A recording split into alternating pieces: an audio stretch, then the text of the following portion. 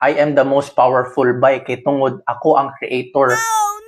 Do you believe in Jesus Christ, brother? I believe he was a real person, pero I don't believe that he's the only powerful.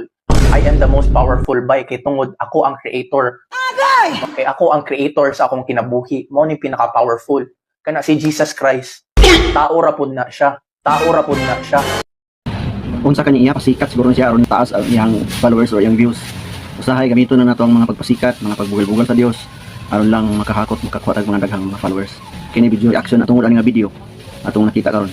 Sa Roma 1:21-22, nahibalo sila sa Dios apan wala sila magpasidungog kaniya, ingon nga Dios o magpasalamat kaniya. Ang ila hinuong magyunahuna pulos binuang ug nangitngitan ang ilang mga salabutan. Nangitngitan ilang salabutan. Verse 22 matud nila maalam sila apan mga buang-buang diay.